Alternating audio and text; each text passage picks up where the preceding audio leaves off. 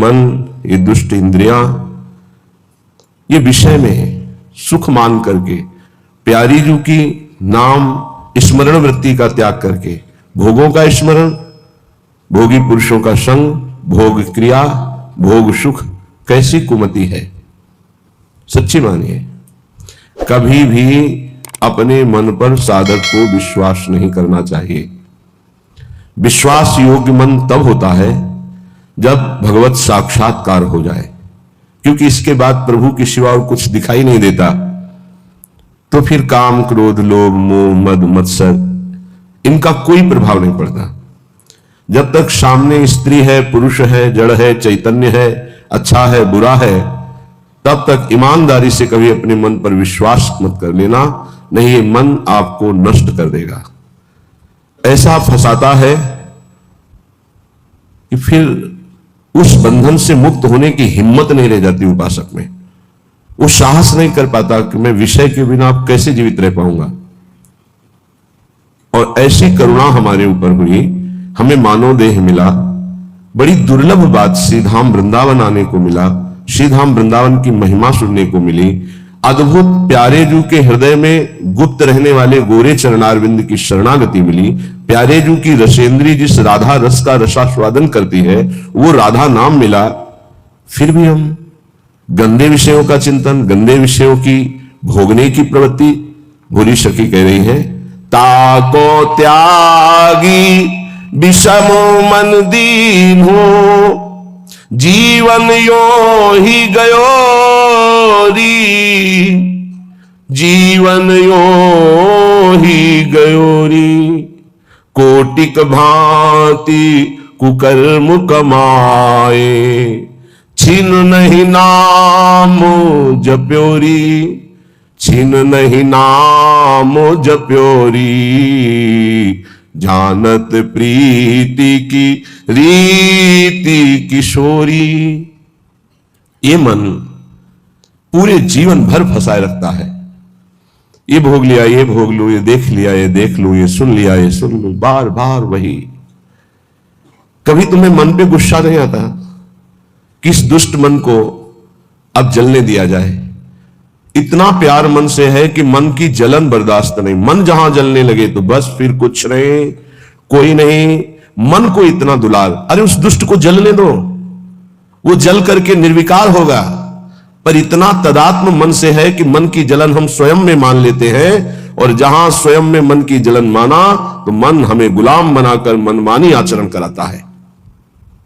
सच्ची मानिए, इसी के कारण भगवत साक्षात्कार नहीं हो पाता। नहीं, हम पर जितनी कृपा है इससे तो कई बार भगवत साक्षात्कार हो जाए। इतनी अपार कृपा है कि कई बार भगवत साक्षात्कार हो जाए, पर हमारा दुष्ट मन, हमारी ये इंद्रियां बोले ताको त्यागी। ऐसी करुणामयी ललित किशोरी को त्याग करके मन विषयों में, गंदे विषयों में, घृणित विषयों में कैसे समझावे इस दुष्ट मन को? मलमूत्र के द्वार इस शरीर को प्रिय मानकर इन्हीं शरीरों में सच्चिदानंद सुख की खोज कर रहा है। बड़ी दुर्गति का विषय है। कोटिक भांति कुकर्म कमाए। एक एक क्षण हमारा बड़ा कीमती है। जो क्षण गया वो नहीं आएगा दोबारा जीवन में, माइनस होता चला जा रहा है। हमारी जितनी श्वासें प्रतिपलम घाटे में चले जा रहे हैं, माइनस होती चली जा रही है। मृत्यु नजदीक आ रही है। कमाई की तरफ ध्यान ही नहीं दे रहे, गंवाते चले जा रहे हैं। कोटिक भांति कुकर्म कमाए, यह है गंवाना। श्वासों को गंदे चिंतन में, गंदे आचरण में समय व्यतीत किया, अपने जीवन को, अमूल्य जीवन को नष्ट कर दिया। छिन नहीं नाम जप्योरी, एक क्षण भी शांत चित्त होकर राधा राधा राधा राधा कभी नहीं जपा। पर हे किशोरी जी, आप तो प्रीति की रीति जानने वाली हैं। जैसा भी हूं, मैंने अपने जीवन को आपके चरणों में समर्पित कर दिया। कुकर्मी हूं, पापी हूं, नीच हूं, पर लाडली जो आपका हूं। प्यारी मैं तो तिहारी दासी, तरसत अजहूं दरस की प्यासी। प्यारी मैं तो तिहारी दासी, बार बार लोचन अकुलावे, मन अधीर नहीं धीरज आवे, अब तो देहु कृपालु किशोरी, सहज कृपा करे कुंज खवासी। प्यारी मैं तो तिहारी दासी, मैं हूं तो आपकी दासी, पर इस काम ने, इस क्रोध ने, इस लोभ ने बलात् मेरे हृदय पर अधिकार करके मनमानी आचरण करा लिए। हे मेरी लाडली, हे मेरी प्रियाजू, अब तो कृपा करो, मैं जैसी भी हूं आपकी हूं। लाडली, मेरे नेत्र कहीं न कहीं तो ये चाह ही रहे हैं कि एक बार आपका साक्षात्कार करें। हे स्वामिनी जी, आप तो सहज कृपालु हो, तो आप कृपा करके अपनी रूप माधुरी का एक बार नेत्रों को पान करा दीजिए, तो मेरा मन, मेरी चित्त, मेरी एक एक वृत्ति आपकी दासी हो जाएगी। प्यारी जो, आप कृपा करके इनको अपनी सेवा में रख लीजिए, मन को, बुद्धि को, चित्त को, अहम को। मेरे बस के नहीं कि मैं आप में लगा पाऊं, आप कृपा करके अपनी रूप माधुरी के द्वारा इनको आकर्षित करके अपनी सेवा में लगा लीजिए। हे मेरी प्रिय सखी, मुझे सबसे बड़ा सुख मिलेगा निस दिन बदन सरोज निहारो, सहज रूप पर तन मन वारो। लाडली, आपका रूप ऐसा है कि अखिल लोक चूड़ामणि मदन मोहन श्री लालजू महाराज अपने मन को खो दिए आपके रूप में, फिर मेरा मन क्या है? हे किशोरी जी, आप अपने रूप के प्रेम जाल में मेरे मन को फंसा लीजिए। मेरा तन, मेरा मन ये आपका है। अगर अब ये काम क्रोध आदि कहीं ले जाते हैं तो आप देखो, मेरी सामर्थ्य नहीं कि मैं इनको रोक सकूं। सपने हूं और न देखूं को, ऐसी कृपा कर दो। वैसे तो मैं देख रहा हूं कि जागृत स्वप्न में कोई भी मेरा सहयोगी नहीं है। कैसे? जो है वो सब गिराने वाले हैं, सजाने वाले नहीं है। मान लेना हमारी बात। इस सृष्टि में जो दोस्ती करेगा वो तुम्हें चढ़ने से गिरा देगा। चढ़ाने वाला दोस्त तो केवल भगवान ही है, या भगवान का निज जन प्रेमी है, जो झुक करके, गिर करके कहता मेरे ऊपर पैर रखो, चढ़ जाओ परम पद में। वो तो केवल भगवान का भगवत प्राप्त महात्मा ही हो सकता है, अन्यथा नहीं। अन्यथा तो चढ़ते हुए का पैर पकड़ के, घसीट के, गिरा करके उसे अपने अनुकूल बना लेना, ये माया के पार्षदों का कार्य है। स्वप्न में भी हमारा कोई सहयोगी नहीं है, सच्ची मानिए, कोई सहयोगी नहीं। आप प्रगट में जिसे सहयोगी मानेंगे वही विक्षेप दे देगा आपके भजन में। ये गांठ बांध ले साधक कि स्वप्न में भी कभी किसी को अपना न मान ले कि ये मेरा प्रिय है। नहीं, वही तुम्हारे जीवन का घातक चिंतन वाला बन जाएगा, तुम्हारे चिंतन में बाधा पहुंचा देगा। ये माया पहले झुक के आती है, क्योंकि अगर सीधे युद्ध का चैलेंज दे के आवे तो साधक कभी परास्ती नहीं हो सकता, क्योंकि भगवत पार्षद है। साधक जब मारा गया तो दया में मारा गया। इन शब्दों को बहुत ध्यान से सुनना। ये सत्संग है भगवत प्राप्ति के लिए, चाहे गृहस्थ साधक हो या विरक्त साधक। कभी माया ऐसे चैलेंज करके नहीं आती संतों के पास, साधकों के पास, भक्तों के पास, क्योंकि जानती चैलेंज करने पर इनका स्वामी खड़ा हो जाएगा, और स्वामी साथ खड़े तो वो दासी है माया, सामने टिकेगी नहीं, भाग जाएगी। वो बड़ी चतुरता से आती, प्रवीणता से झुक के आती है और झुका के रौंद के जाती है। ये लिख लो कागज में, चाहे दिमाग में लिख लो। झुक के आती है और झुका के, रौंद के, रुला के फिर उन संतों का अनुभव निकलता है। स्वप्न में भी कभी किसी को अपना ना माने। यहां जीवन में बात लिख लेनी चाहिए, ये अनुभव की बात है। विक्षेप त्रिभुवन में कोई नहीं डाल सकता। विक्षेप वही डाल सकता है जिसको अपना माना है, बस। वो चाहे वस्तु हो, चाहे व्यक्ति हो, चाहे स्थान हो, जिसे अपना मान लोगे वही तुम्हारे भगवत चिंतन में बाधा खड़ी कर सकता है, अन्यथा किसी की ताकत ही नहीं है।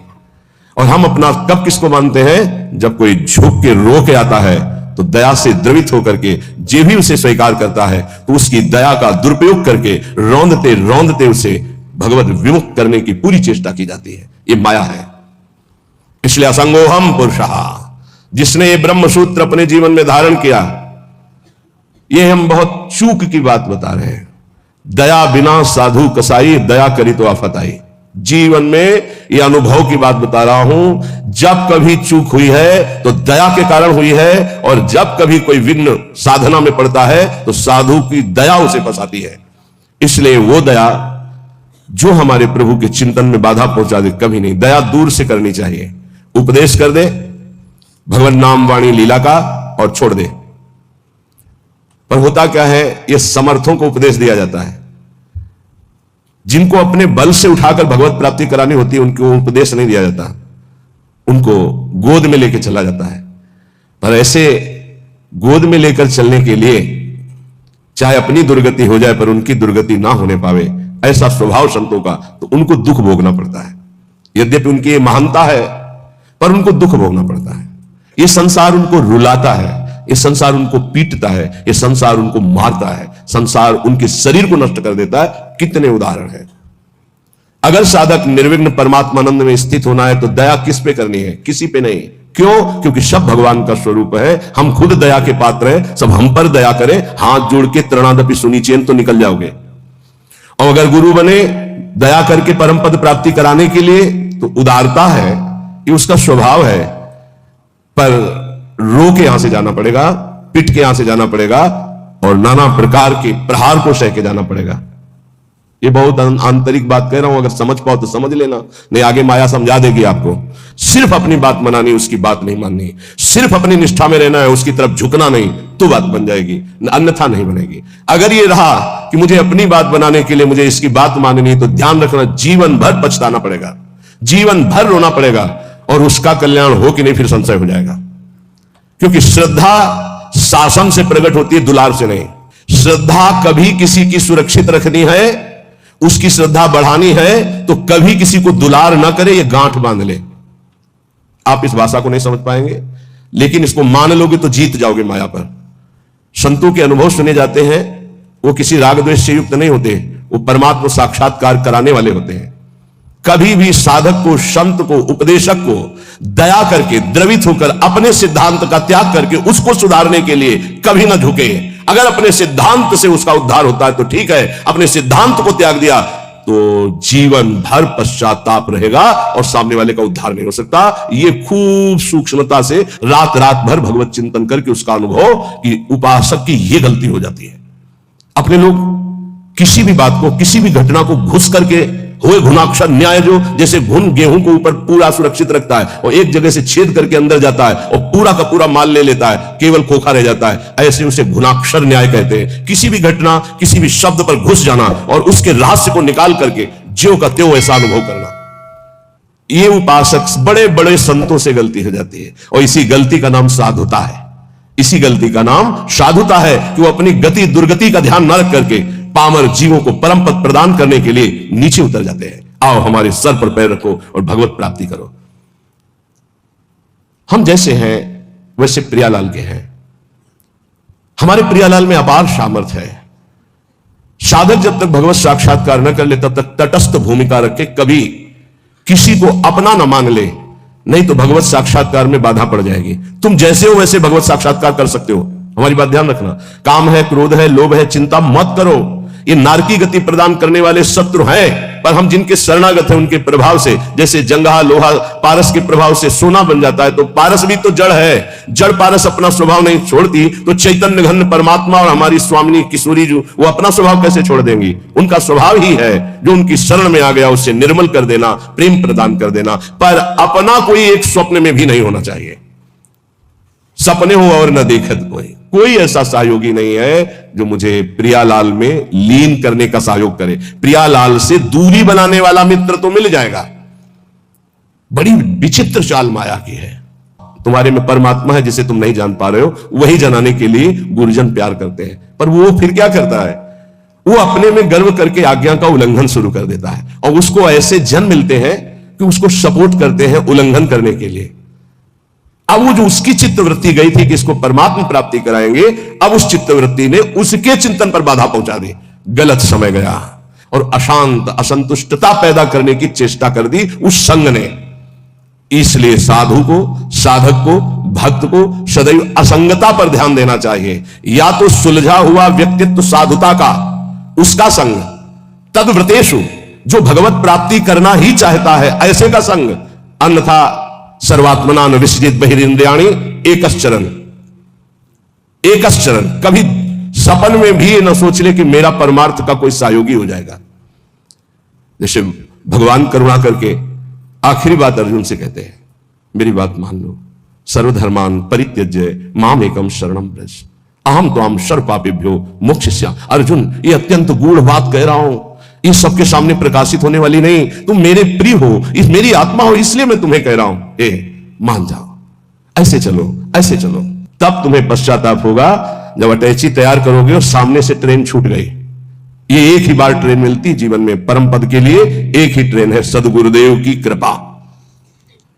जब तुम याद करोगे और तैयारी करोगे तब गाड़ी तुम्हारे सामने से छूट चुकी होगी, फिर केवल पछतावा ही पछतावा रह जाएगा। एक हवा आती है जैसे अभी चली है, मान लो हमारी बात मान लो, हम खोल के कह रहे हैं, खुला कह रहे हैं, ये हवा आई है तुम्हारे कल्याण के लिए। ये केवल हवा है, अनुग्रह की वायु है, अनुग्रह की वायु, केवल कृपा वायु। जो इस वायु में पड़ जाएगा वो निकल जाएगा। और ये ज्यादा दिन के लिए अनुग्रह वायु नहीं होती। जैसे पछियाव चला उसका अलग प्रभाव, पश्चिम की वायु चली, उत्तर की वायु चली, दक्षिण की, हर वायु का अपना प्रभाव है। ये अनुग्रह वायु है, ज्यादा दिन नहीं रहती अनुग्रह वायु, ये ध्यान रखना। जहां विशेष अनुग्रह वर्षा होती है वहां ज्यादा दिन नहीं होता, वो तत्काल ढका जाता है, क्योंकि कलयुग और माया दोनों का भी प्रभाव बढ़ना चाहिए। और जब तक अनुग्रह वायु रहेगी तब तक ये बढ़ नहीं सकते, इसलिए उस अनुग्रह वायु को ढका जाता है, या तो कलंक के द्वारा और या तो आयु पूरी करके। जितने बड़े महापुरुष हैं वो कम अवस्था में पधार गए। आद्य गुरु भगवान शंकराचार्य जी, बड़े बड़े महापुरुषों को देखो। आपको स्पष्ट कह रहा हूं, मानो तो मानो, नहीं तो ट्रेन छूटी। ये केवल अनुग्रह वायु, केवल अनुग्रह वायु, चीख के कह रहा हूं, पकड़ लो, पकड़ लो, नहीं बाद में केवल हाथ मलते रह जाओगे। केवल कृपा ही है, कृपा। ये शरीर नहीं बोल रहा है, पकड़ लो। ये केवल कृपा है जो तुम्हें भगवत प्राप्ति कराने के लिए। रोज हम एक संकेत दे रहे हैं, अगर पकड़ पा रहे हो। कल कहा था सबकी वर्दी तैयार है, केवल आपको अपने तन का ये जो कपड़ा है इससे प्यार हटा दो जितनी जल्दी। पोशाक बनी बनाई तैयार है, भाव दे के तुम्हें तत्काल मिल जाएगी गुरु प्रसाद से। नाम लिख चुका है, पोशाक नप चुकी, बन चुकी है, बस इंतजार तुम्हारे इस शरीर रूपी वस्त्र के राग का त्याग करने का है, और उसकी तैयारी हो रही है। उसकी तैयारी तुम केवल सहयोग कर दो। लेकिन नहीं, ये मलिन मन, ये मलिन इंद्रियां बस इसी शरीर को मैं मानकर भोगों में सुख के लिए, वो इसी से प्यार, इसीलिए बहुत दूर नगरी नजर आ रही नहीं, बहुत नजदीक दिखाई दे रही है। बहुत कम समय के लिए अवसर मिला है, जिसे तुम वर्षों मान रहे हो, ऐसे चले गए, ऐसे चले गए। इसलिए बहुत सावधान होकर जो सत्संग सुन रहे हो, कर लो भगवत प्राप्ति। तैयार केवल तुम्हें होना है भगवत प्राप्ति, तो इष्ट और गुरु कराएंगे, केवल तैयारी तुम्हारी है। अगर चूक कर गए, आपसे सच्ची कह रहे हैं, इस समय इसमें कोई जीवात्मा नहीं बोल रही, तुम्हें बात समझ लेना। जैसे भूत का आवेश होता है ना, तो झाड़ने वाला कहता है ये भूत बोल रहा है, इसमें गुरु कृपा से परमात्मा तत्व बोल रहा है। अगर तुम पकड़ पाओ तो पकड़ लो। खुला तुम्हारे कल्याण की बाजार लगी है, ये बाजार लग गई कल्याण की। इसमें कोई साधक नहीं बोल रहा है, इसमें कोई जीवात्मा नहीं बोल रहा है, ये हम इसलिए परिचय दे रहे, पकड़ पाओ तो पकड़ पाओ। वो स्वयं बैठ करके तुम्हारे कल्याण के लिए कर रहा है। उसे ये केवल ढांचा तुम एक व्यक्ति का देख रहे हो, तुम्हारे कल्याण के लिए वो केवल बोल रहा है, कल्याण के लिए केवल इस शरीर को चला रहा है, कल्याण के लिए केवल चेष्टा कर रहा है। अगर पकड़ पाओ तो पकड़ पाओ। ऐसे अवसर जब आते हैं तो बहुत कम समय के लिए ऐसे अवसर आते हैं। बहुत चतुर प्रवीण आदमी होता है जो सौदा तय कर लेता है और धनी बन जाता है, नहीं तो लोग इंतजार करते रहते हैं, जन्म जन्म इंतजार करते रहते हैं और सौदा नहीं हो पाता। गुरु से सौदा, तन मन प्राण श्वासें दे करके, नाम और मंत्र लेकर के उनकी कृपा से निहाल हो गए। आज तक जिसने सौदा किया, लेकिन सौदा कोई बिरला ये कर पाता है। तन मन प्राण श्वासें गुरुदेव को दे दिया उनकी आज्ञा पर, और नाम मंत्र ले लिया, उसके प्रभाव से भगवदानंद में डूब गया। नहीं समझ में आएगा, नहीं समझ में आएगा। केवल गुरु आज्ञा का पालन करके भगवत प्राप्ति से ही गुरु ऋण से उऋण हो सकते हो, अन्यथा किसी और वैभव से या और किसी तपस्या से गुरु ऋण से नहीं उऋण हुआ जा सकता। मातृ ऋण, पितृ ऋण और ऋषि ऋण सबसे उऋण हो सकते हो, गुरु ऋण से नहीं। गुरु ऋण से सिर्फ भगवत प्राप्ति से उऋण हुआ जा सकता है। ये लिफाफा रखने से, ये नाना प्रकार की भोग सामग्री देने से तुम गुरु दीक्षा का दक्षिणा नहीं दे सकते हो। ये दक्षिणा, हम बोले राधा श्री कृष्ण बिक जाए तो भी इसकी कीमत नहीं दे सकते हैं। वो कह रहे हैं आधा नाम ही मुझे खरीदने के लिए पर्याप्त है, पूरा धा बोलना तो बहुत बड़ी बात है। श्वास, प्राण, मन, तन समर्पित गुरु को, उनकी आज्ञा पर कर्तव्य कर्म करना। मन समर्पित गुरु को आराध्य देव के नाम मंत्र और उनकी लीला चिंतन में लगाना। श्वास कोई खाली ना जाए, ये भेंट गुरुदेव को। तन मन प्राण कहते श्वासों को ही। अगर तन मन प्राण समर्पित हो गया तो सौदा पक्का। वो तुम्हारे अंदर है, किसी साधना से वो बढ़ता या घटता नहीं है। असाधन से घटता नहीं, साधना से बढ़ता नहीं है। यह अज्ञानी जीव नहीं समझ पा रहे। साधन से वो बढ़ता नहीं है, असाधन से घटता नहीं है। केवल असाधन त्याग से, साधना करने से पर्दा हटता है। बस तुम हटा पाओ नहीं, खुद हटा के दर्शन दे देंगे। कपट का पर्दा छपट करके लाडली लाल फाड़ देते हैं, उनका वैसे हो जाते हैं, अधीन हो जाते हैं। पर ये अहंकारी जीव अधीन होना जानता ही नहीं है।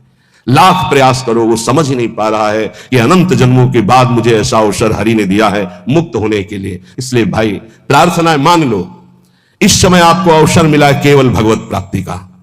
सावधान होकर के अगर सुन लिए, समझ लिए तो भगवत प्राप्ति बहुत इससे ज्यादा सरल सृष्टि में कोई कार्य नहीं है भगवत प्राप्ति जैसा। संसार में सब जन यही कहते हैं कि भगवत प्राप्ति जैसा कठिन कोई कार्य नहीं है, और हम आपको वृंदावन की भूमि से कहते हैं भगवत प्राप्ति जैसा कोई सरल कार्य नहीं है। ये कब? जब केवल प्रभु अपने हो जाए तब। और प्रभु को अपनापन में ना लेकर के अपनापन शरीर और शरीर संबंधियों से तो जन्म जन्म मुनि जतन कराहे, जन्म जन्मांतर करते रहो, बहुत दूर नगरी। अगर गुरु कृपा से बात समझ में आ जाए कि डुभोरी सखी के स्वप्न में और कोई नहीं, जागृत की तो जाने दो, स्वप्न में कोई नहीं। प्रियाजू, हमें कहीं अब और ठौर नहीं है, आपके सिवा कोई और नहीं है। हो गई भगवत प्राप्ति, आप देख लेना। जैसे छोटा बच्चा जरा सा विचलित होता है तो मां दौड़ पड़ती गोदी में ले लेती है, ऐसे हमने श्री जी को देखा है। जरा सा शारीरिक या मानसिक बात हो तो तत्काल लाडली जो मुस्कुराती हुई, उनके प्यार, उनको बुलाना नहीं पड़ता, उनके प्यार उनके दुलार को देखना है तो उनके सिवा किसी और को अपना मत मानना, कोई और है ही नहीं। पर अब आप माने हुए हो और किसी और को मत मानना, जिसे और मानते हो उसे अंदर से राग हटा दीजिए। फिर देख लो हमारी लाडली जी का प्यार कैसा। मनन करना हमारी इन प्रार्थनाओं को, हमारी इन बातों को। सच्ची कहते हैं इस समय कृपा की वायु चल रही, अगर वायु के अनुकूल चल जाओगे तो नौका भवसागर से पार हो जाएगी, प्रतिकूल कोशिश करोगे तो भंवर में फंस जाएगी। वायु का कुछ नहीं बिगड़ता, वो तो आई और गई। वो सिर्फ आपकी कृपा, वायु आपका कल्याण करने के लिए आई है, उसे पकड़ लो तो पकड़ लो। अर्जुन से साक्षात भगवान कह रहे हैं कि मेरा अवतार ही इसीलिए होता है, धर्म की स्थापना और अधर्म का जो बढ़ावा करने वाले उनका विनाश। समझो। फिर इसके बाद तो प्रश्न ही नहीं होना चाहिए था जब अर्जुन को परिचय दे दिया कि मैं कौन हूं, मैं किस लिए आता हूं। अब इसके बाद परिचय जब प्राप्त हो गया तो फिर प्रश्न कैसा रहा, लेकिन नहीं सही ढंग से सुना तो दिखाना पड़ा। दिखाने के बाद भी प्रश्न बंद नहीं हुआ, नहीं वही बंद होना चाहिए था। जब जान लिया तुमादि देवा पुरुषा पुराणा तुमस्य विश्वस्य परम निधानम वेतासि वेद्यम परमम च धाम त्वया ततम विश्व अनंत रूपम। जब जान लिया तो प्रश्न कैसा बन सकता है? ये उन्हीं अर्जुन जी के वचन है। तुमादि देवा पुरुषा पुराणा तुमस्य विश्वस्य परम निधानम वेतासि वेद्यम परमम च धाम त्वया ततम विश्व अनंत रूपम। प्रभु मैं देख रहा हूं, वायुर्मोग्निर्वरुणा शशांका प्रजापतिस्त्वं प्रपितामहस्य नमो नमस्तेस्तु शास्त्र कृतव्या पुनरस्य भूयोपि नमो नमस्ते। अब प्रश्न कहां रह गया? लेकिन फिर भी प्रश्न हुआ। सर्वतो भावेन एक बात कह करके भगवान ने विश्राम की।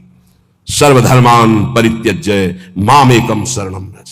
बहुत प्यार से कही।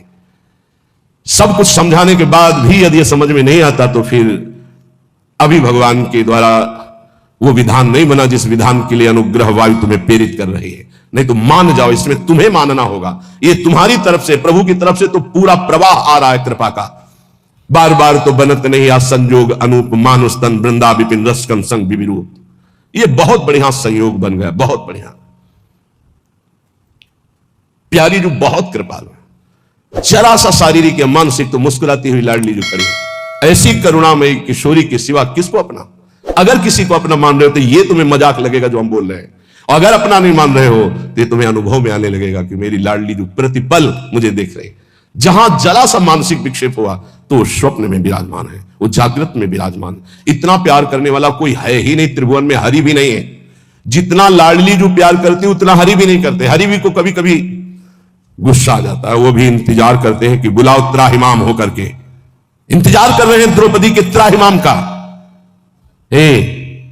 इंतजार कर रहे हैं। विचार करो जरा, भक्त जब तक त्राहिमाम नहीं बोलेगा तब तक हरि इंतजार कर रहे हैं, लेकिन मेरी लाडली जो नहीं, हमने नहीं बुलाया। हा किशोरी, ऐसा नहीं। ये हा किशोरी प्रेम में निकल सकता है, दर्द में नहीं। हरि से भी ज्यादा महादुलार लाडली जो, क्योंकि हरि इंतजार करते देखा। जब तक तुम्हें अपने दांतों तक का भरोसा रहा तब तक हरि, और जब दांत का भरोसा छूटा, द्वारिकाधीश गोविंद तो वस्त्रावतार हो गए। हमारी श्री जी इतना इंतजार नहीं करती। पर ध्यान रखना, अपनापन केवल श्री जी से हो, नहीं तो आप प्रश्न कर दोगे कि मैंने बुलाया भी नहीं आई, क्योंकि कोई और है आपका। जिस दिन अपनापन केवल श्री जी का होगा तो ये त्राहिमाम बोलना हरि के लिए है। हमारी लाडली जो अलबेली सरकार है वो दौड़ पड़ती है, वो ये नहीं देखते हैं कि मुझे बुलाए तब मैं जाऊं। ऐसा हमारी श्री जी का स्वभाव नहीं।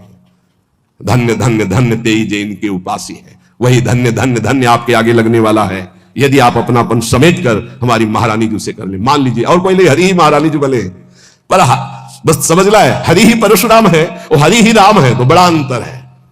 हरि ही लालजू है, हरि ही लाडली जू है, पर लालजू के हृदय का प्रेम वो हमारी श्री लाडली जू के रूप में अद्भुत करुणा, अद्भुत दया। कैसे तुम्हें बताए?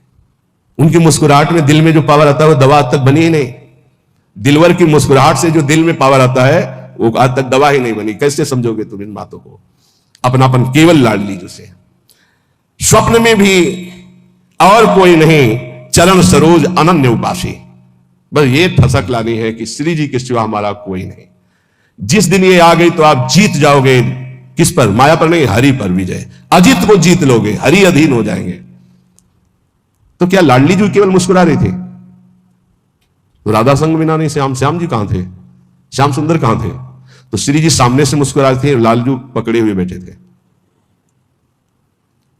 तो श्री जी हमारी तरफ मुस्कुरा रही थी या लालजू की तरफ? निर्णय करना मुश्किल है। सच्ची कह रहे हैं। जब ऐसे देखो तो मुस्कुराती हुई श्री जी थी, जब ऐसे देखो तो जहां श्री जी की दृष्टि होती वहां लालजू। जिस पुष्प पर लाडली जी की दृष्टि होती लालजू से कर कमल में लिए होते हैं, तो वो ऐसे लिए होते हैं और वो सामने मुस्कुराती रहती है। ये हरिवंश बल से कह रहे हैं। मान लो, केवल मान लो। यहां कोई तपस्या साधना काम नहीं करती, केवल अपनापन काम करता है। बहुत भोरी सरकार है, बहुत करुणामयी है।